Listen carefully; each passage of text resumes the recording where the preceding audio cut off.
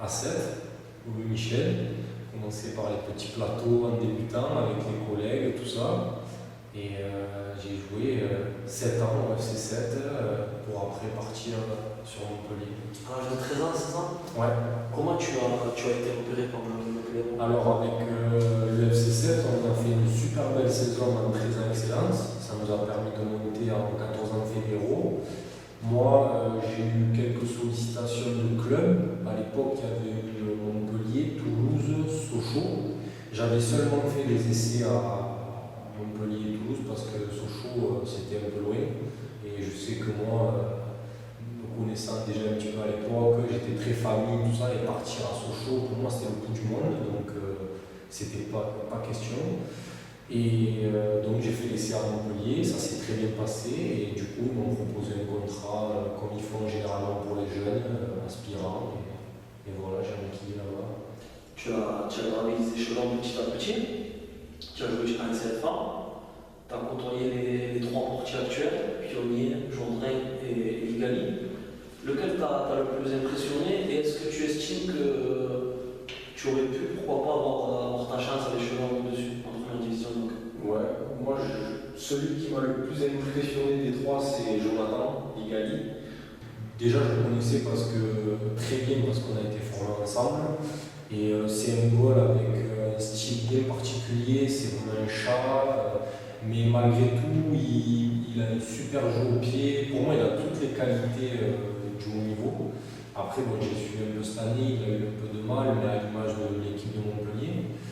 Après, Geoffrey et Laurent, c'était des styles un peu plus classiques, mais bon, après, tous deux de très très bons gardiens. Moi, à l'époque, quand j'avais signé stagiaire la deuxième année, j'avais la chance de faire quelques bancs en pro parce que Geoffrey était blessé et que John était à la Coupe du Monde. Et Laurent avait fait des miracles, donc il m'avait aussi impressionné. Mais c'est John qui me paraissait le top gardien. Après, ma chance, oui, parce que justement, le fait d'être formé avec John, travailler au quotidien avec lui, je voyais qu'il n'y avait pas un énorme écart entre nous deux. On était tous les deux des gardiens très bosseurs. Après, à Montpellier, voilà, il s'est passé ce qui s'est passé. J'ai signé un an pro. J'ai eu un problème au genou qui m'a un peu ralenti et un nouveau coach qui est arrivé qui n'a pas voulu 4 gardiens pro. Et étant donné que j'étais celui qui était en fin de contrat, il ne s'est pas pris la tête et ils n'ont pas souhaité me prolonger. Ça te laisse de regret pas aujourd'hui? Ah oui, parce que moi je suis quelqu'un qui est très région, très famille, comme je vous ai dit. Montpellier, j'ai passé pareil 7 ans exceptionnels. La formation, les coachs que j'ai pu croiser. Et arriver au moins à faire quelques matchs en pro à Montpellier, ça aurait été un rêve. Donc forcément, un petit peu de regret, mais bon, voilà, c'est le foot. Hein. Durant ce laps de temps, cette période, tu as également joué en équipe de France de jeunes. Ouais. Et je pense que tu vas savoir où je vais en venir. Il t'est arrivé un événement assez original, mais qui aurait pu être dramatique. C'est sûr. Tu peux nous le raconter, tu peux nous dire comment tu as vécu ça par la suite et si ça t'a endurci dans ta carrière de footballeur, si ça t'a apporté des choses. Oui, c'est comme tu dis, c'est assez original. D'ailleurs, on va plus parler de cet accident que de mes sélections, là, parce que bon, après il n'y en a pas eu beaucoup, mais on était en Turquie pour un tournoi amical et lors du trajet pour aller au premier match, on a eu un grave accident de bus où le bus s'est renversé sur le côté. Moi, j'ai fait partie des blessés dans cet accident, j'ai eu des vertèbres fracturées. Donc, du coup, pareil, ça a encore mis un petit coup d'arrêt à ma formation et à ma progression parce que la sélection, c'est quand même énorme quand tu es jeune. Surtout que moi, j'avais l'impression de sortir du FC 7 et d'un coup de goûter à l'équipe nationale. Je ne réalisais pas. D'ailleurs, je me mettais une pression dingue de jouer en équipe de France. Et ça a été un sacré coup dur quand même parce que derrière la sélection ne m'a plus jamais rappelé, m'a pas trop donné d'explications, donc je l'ai toujours un petit peu en travers, même si j'ai eu l'occasion de recroiser mon sélectionneur à l'époque qui était Bergerot, voilà. C'est gardien d'ailleurs. Voilà, qui m'a un petit peu parlé. Mais bon, c'est toujours dommage parce que pareil, c'est de belles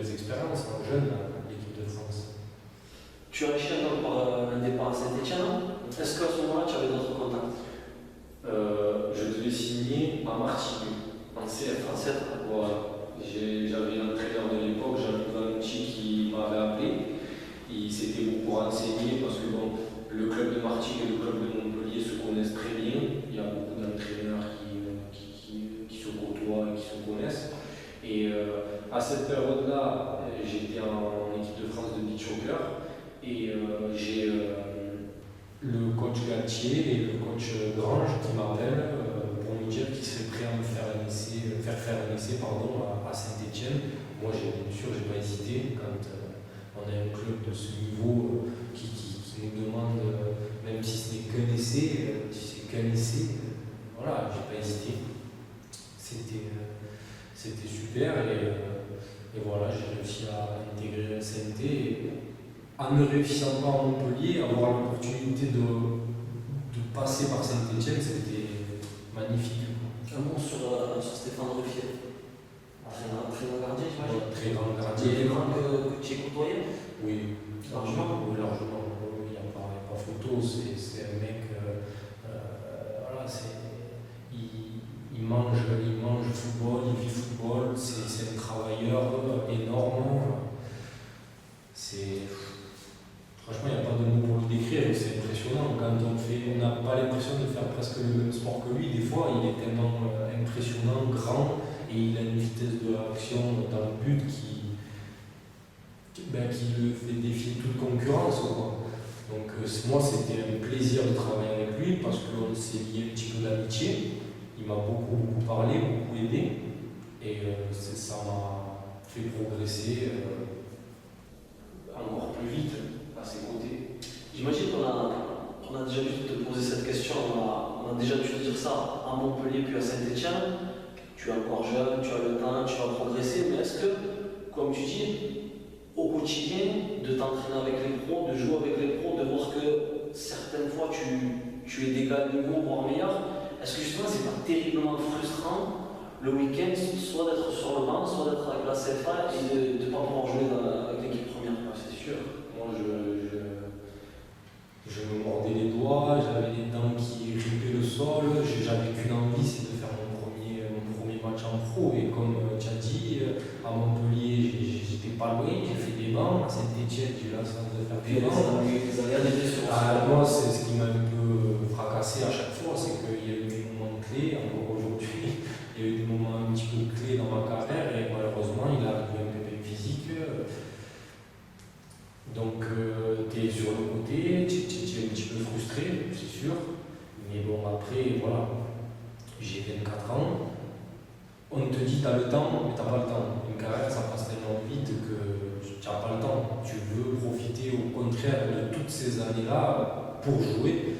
Et bon, j'aurais tellement voulu marquer mon empreinte un petit peu dans ces clubs en ayant joué. Et même ça m'aurait permis encore plus de me montrer s'il y avait eu, voilà, comme aujourd'hui, un changement de club.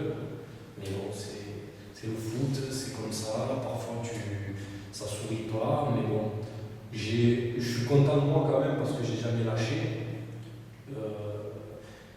Il y a eu des expériences très compliquées, j'ai jamais lâché, donc je continuerai, peu importe où je serai. Aujourd'hui c'est la Belgique, demain je sais pas où je serai, et voilà, je continuerai à bosser, c'est ma vie, c'est ma passion, et voilà, je continue.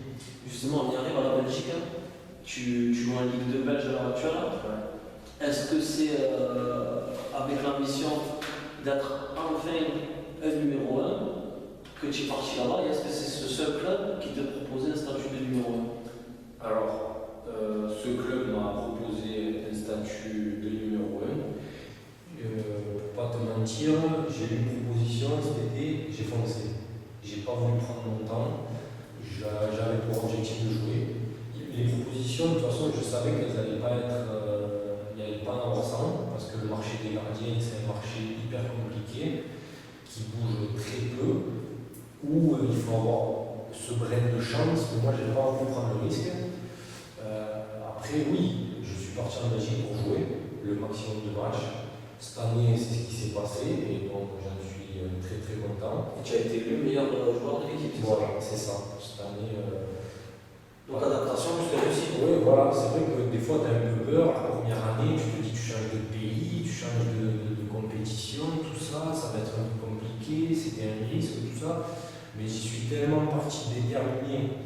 Je me suis tellement servi de ce que j'ai vu en France aussi, les entraîneurs qui m'ont pris, tout ça, les coups sous leur aile, les conseils que j'ai pu retenir. Et je suis parti là-bas, c'est un tout autre niveau, c'est un niveau un peu inférieur à la France, il ne faut pas le cacher. Mais bon, au moins j'ai du temps de jeu et je m'épanouis dans mon métier. Adaptation a priori facile, puisque c'est en Belgique francophone, on prend leur caméra. Beaucoup de Français dans l'effectif. Et le style de football belge, c'est un peu kick and rush à l'anglaise. Ouais, c'est ça, c'est quand même assez direct. Ça joue beaucoup sur les coups de pied arrêtés, c'est physique. Voilà, franchement, c'est un beau football. C'est un beau football. Moi, j'ai beaucoup apprécié. On m'en disait pas que du bien avant de partir. J'en avais parlé avec certaines connaissances dans le foot qui n'étaient pas très, comment dire, enthousiastes à l'idée que je parte là-bas.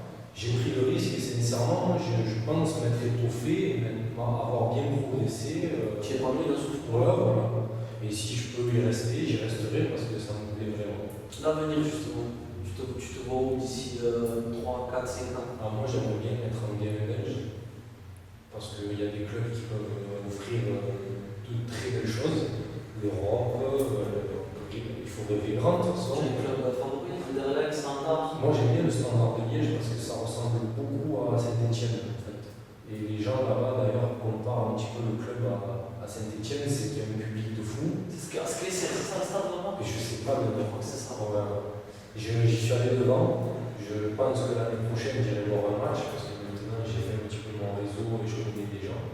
Notre président d'ailleurs de Virton a son fils qui est attaquant là-bas. Et ouais, franchement c'est beau, c'est beau. Il y a un goal français en plus qui a joué, le neveu de Thuram, qui joue en 3, Johan Thuram. Et c'est beau, c'est des belles ambiances. Et les Belges, pour ça, ils sont festifs, dans les stades, ça vit quoi. Donc je pense que tout joueur de foot aime jouer dans un stade où ça bouillonne. Pour finir, on est dans le vestiaire des joueurs du FC Sata. Un mot sur le FC Sata, ce qu'il t'a apporté à toi personnellement, et sur la saison actuelle du club. Est-ce que tu suis toujours l'événement? J'ai suivi un petit peu. J'ai vu que cette saison elle était un peu compliquée. Bon, on s'en ennuie parce que j'ai des collègues qui y jouent et je sais qu'ils ont fait de grandes choses ces dernières années avec le parcours en coupe, les montées, tout ça. Je sais que le club il est en train de se reconstruire petit à petit. Donc moi je leur souhaite le meilleur. Et ce qu'il m'a apporté, il m'a tout apporté. Il m'a apporté l'amour du foot, il m'a apporté mes amis aujourd'hui que j'ai encore. J'ai rencontré des personnes exceptionnelles. Voilà, il y a Fabien Alix, il y a le fameux Loul qui nous a quittés il n'y a pas longtemps. Mais bon, voilà, c'est un beau club et moi j'aimerais qu'il soit au plus haut. Et je l'avais dit quand j'étais plus jeune dans une interview à Montpellier, moi mon souhait ce serait peut-être un jour de revenir à 7 et c'est pour ça que j'aimerais qu'ils soient au plus haut niveau parce que ça voudrait dire peut-être aussi que j'ai un petit peu réussi. Voilà, donc c'est un club qui m'a marqué. Quelque chose à dire pour finir l'interview ou on en reste là? Non, ça fait plaisir de faire cette interview avec toi. Comme on a pu dire hors caméra, voilà, j'ai suivi un petit peu tous les gens qui sont passés avant moi. Et c'est un grand plaisir, c'est un honneur et d'être encore rattaché à ce club, c'est voilà, une grande fierté. Bon rétablissement à toi et merci pour cette intervention.